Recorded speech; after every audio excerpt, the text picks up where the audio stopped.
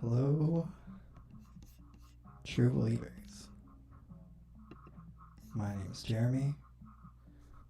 Thank you to Disposable America for putting this together. I'm just going to get started by taking the strings off this guitar. Today's hangout is guitar repair and modding. I'm going to be changing out some of the electronics in this Jazzmaster here. I'm hoping to save these strings. So, if you're tuning in to learn about guitar modding, it's very exciting. If you've never done it before, that's exciting. I had never done it before this year. I've never done what I'm about to do precisely, so I'm sure I'll make some mistakes and we can learn together. Since we're going to be modding some electronics, we need to take off this pickguard. Now, what you need at home to do guitar repair is not much. You basically just need a soldering iron. Yeah, just need one of these. So taking off the pickguard. First, I'm going to have to take these knobs off here. I don't know what the absolute best tool to do that is. Let's try just popping them off with this. Here we go. Yeah, I told you it was going to be ASMR style. Now when you're popping these off, they really do just fit on. You don't need to screw anything. I'm hoping to save these strings, so I'm not cutting them off. I'm just going to tuck them back here and take off my bridge. Just slides right off. Set that aside. Don't want to mess with that. It's always good to have some little containers to collect your screws and things. Now, why would you want to modify your guitar? For fun? Maybe something's wrong with it and it needs to be replaced. Say you have a bad input jack, it's all crackly, or your toggle switch here is making popping noises. You can replace those pretty easily. Why not try and do it yourself? Save yourself a lot of money. Why would you want to change out your potentiometers? I feel like I have to explain how a guitar works. We're going real beginner level here. So, guitar, you strum strings, make sounds. The sound gets picked up through your pickups here, which could be replaced with the skills you may or may not learn today. Goes also through the pots. One controls volume, one controls the tone, and the pots come in different sizes. The typical sizes are 250K, 500K, and Jazzmasters come with 1 meg. So, in switching from 1 meg pots in this guitar to 500K, which I'm about to do, I hope to take down some of the shrillness. I think I'm going to put some more music on.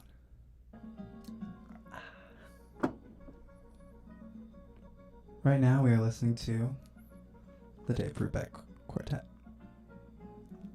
Timeout. Because we're taking a timeout to learn a little.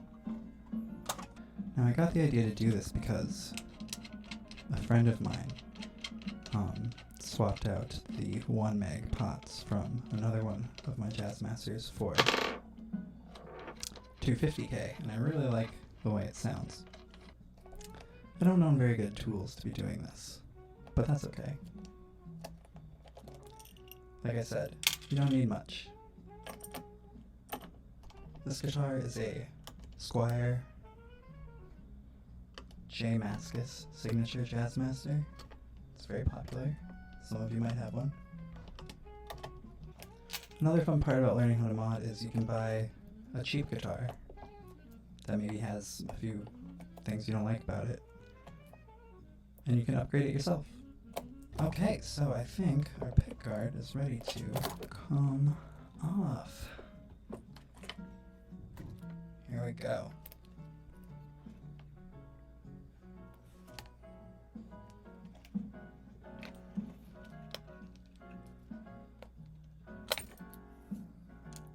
I tried to shield the inside of this guitar, just when you coat it with copper tape, as I tried to do, or something else, to cut down on the frequency hum. I don't know if it worked, but now it's in there, and that's what it looks like. It's like that. So, in case you've never actually opened up a guitar before, the knobs that you deal with are latched to the pickguard, and it's all just floating around in here, loosey-goosey. So these are the guys that we're going to switch out. Look at all these wires.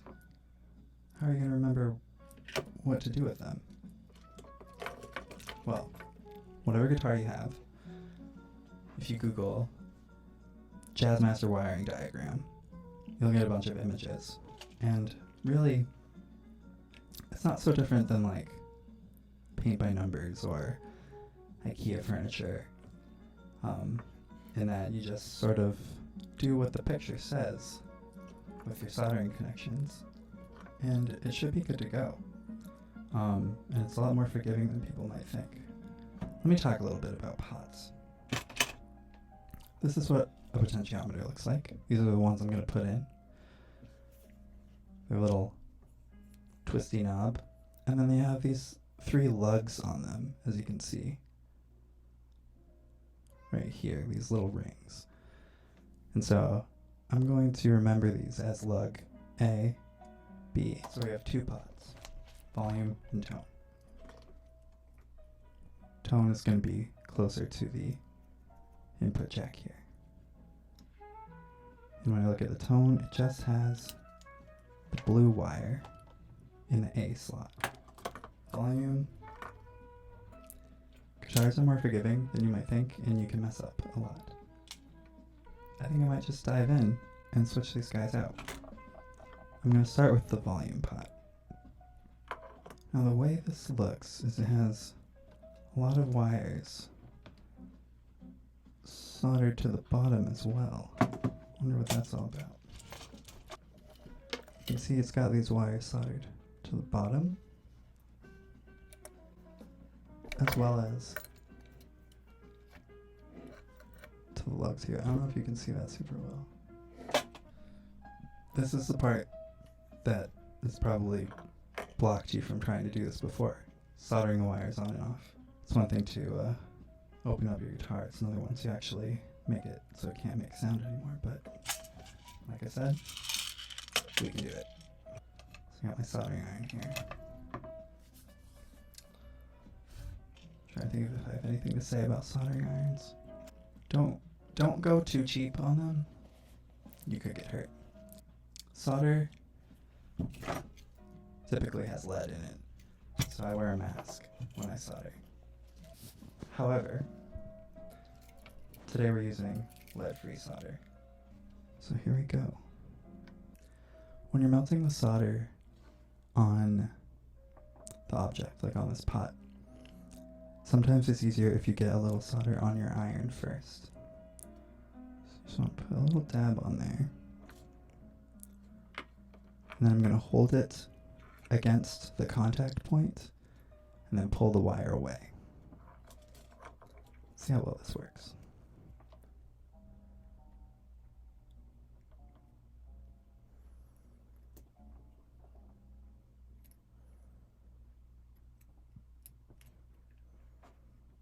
There's one. It's important to keep your solder tip clean. I remember I said that volume had 3 lugs on it. So we got one down, let's do another one.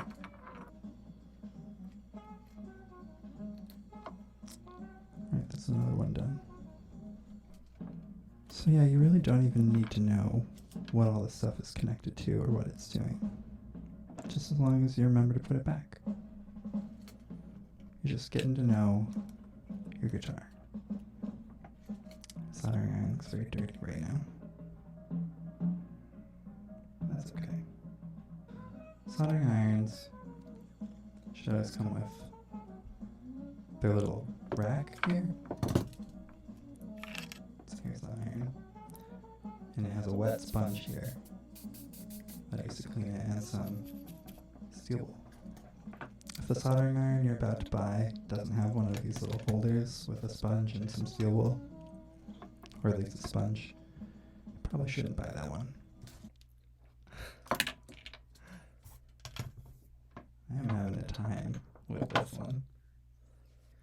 I'm being pretty aggressive with this. And he can be. Now I said that this pot had a jumper on it. I'm going to show it to you. You see this little wire here coming off of lug A? That was soldered to the base here. That's called a jumper. And if you ever have to do that in a wiring diagram, if it has a really short wire lead like that, you can use any kind of wire. Any scrap. Well, I guess what I'll do first is take my new potentiometer and just work backwards from what I just did. Now when you're going to solder things into these lugs, so the pots will have lugs, the input jack, if you needed to change that out, it's connected with lugs, as is the toggle switch. And again, that's these guys here. And when you're going to solder something through the hole, I'm looking in a mirror. But yeah, see how they're little rings? This is my cat Goo. He wanted to say hi. Yeah. He doesn't like the way solder smells. And quite frankly, neither do I. But if you're going to solder a wire through one of these holes, you want to melt some solder on the hole first.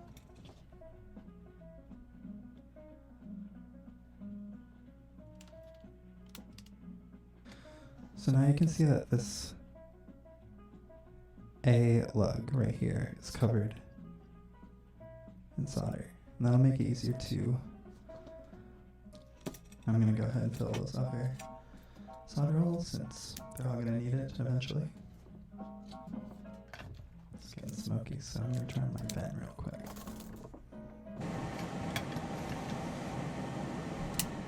Okay. I don't expect y'all to have one of those. And I'm going to try and use that for my jumper. So I'm just going to melt that solder point again and thread it with this little tiny piece of wire.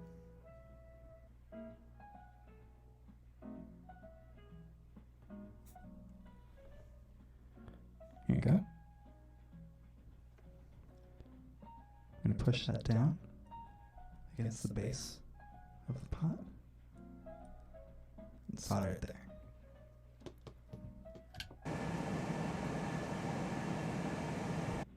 Soldered right on there. It looks kind of messy, but that's okay. It won't sound any different.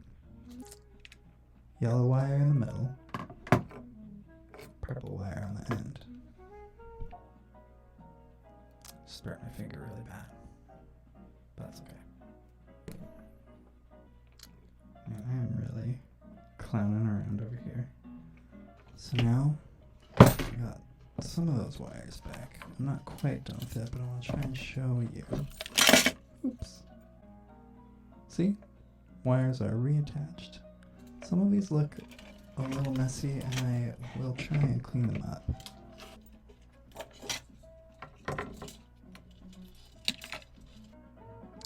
So now what I think I'm going to do is solder all those black wires back on. And so what I'm going to have to do is glob a bunch of solder onto here and leave it in like a big pile. And then I'm going to try and push those wires into the solder and just let them sit there.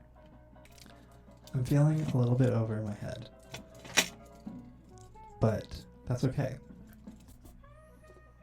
I feel like your first time swapping out pots or pickups in a guitar, you might feel overwhelmed at certain points.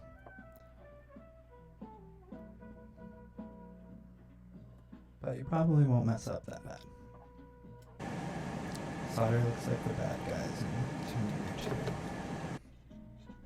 2. Really hot. Made a little bit of a mess.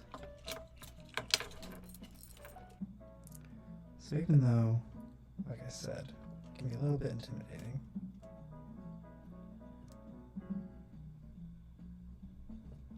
it's not necessarily complicated. And so you shouldn't feel too afraid to try. If I was too afraid to try, I wouldn't even play guitar at all. But anyone can play guitar, and anyone can do simple guitar repairs. And I thought it would be kind of fun if someone like me did this video,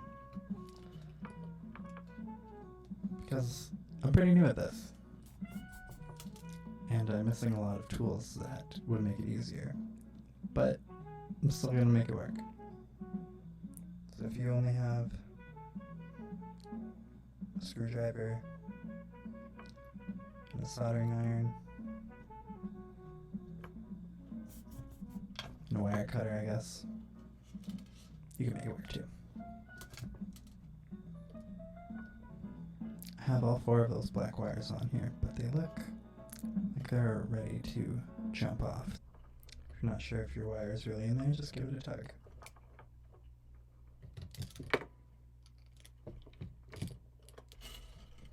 Here's a fun thing. Look at how different sized these are. This is the one I just put in. 500K. Here's the size of the original one. 1 meg. So different. I wonder why. I know they're different values, but I'm not sure why they're different sizes. What's the difference between a volume and a tone pot? There's just one, so I bought 2 of the same one, but the wiring is what makes them do different jobs, and the tone pot is going to have a capacitor. Alrighty. So here's my tone pot. And this is what I'm talking about with the capacitor. That big green rectangle there. It's connected from lug B to the base, but I got a different capacitor that I'm going to use. If you're in a pinch for something to hold on to your pot to hold it upright, I'm just using my solder spool. You don't need fancy things to make shit happen, but they help.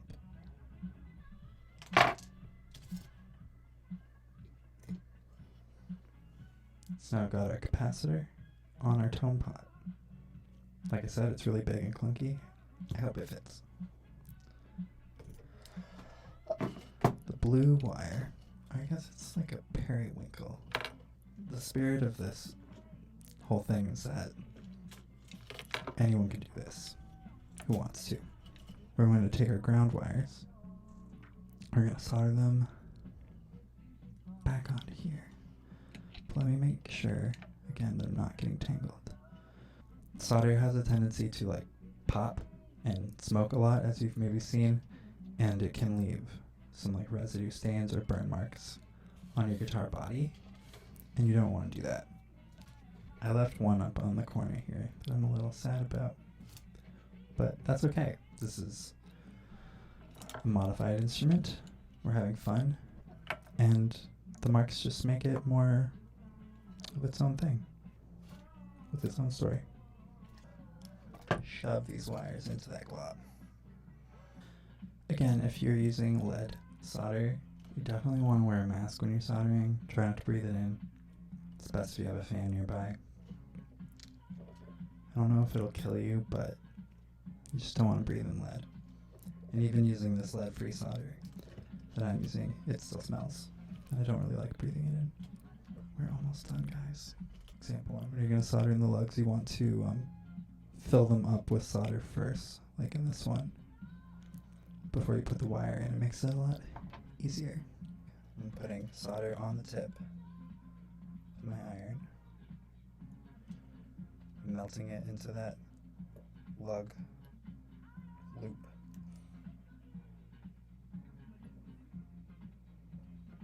So it's all covered up. If you feel like you're getting overwhelmed trying to fix your guitar, just pause and try and put everything back in place. I think we're ready for our final solder point. Here we go. I think we did it. It's going to take me a little bit of time to put it all back together, so I don't think I'm going to walk you through that. Yeah, thanks Disposable America. Thanks to all the true believers out there for coming with me on this adventure. My big points for saying why you should try to do some guitar modding or repair by yourself is 1, I believe in you. You can do it. 2, it's not that hard. It's basically paint by numbers or Legos with a soldering iron. And you're not gonna ruin anything. You're not gonna break anything forever. That would be very, very hard to do. As long as it's rarely anything that replacing a part like this, like I just did, or touching up a solder point can't fix. If you've got a cheap guitar with noisy pickups, get some new pickups. Put them in there yourself. Don't buy a whole new guitar. And then you'll have a guitar that's more uniquely your own. Have fun and stay loud and do that stuff that you want to do but have been too afraid to do. Okay. Jeremy signing out.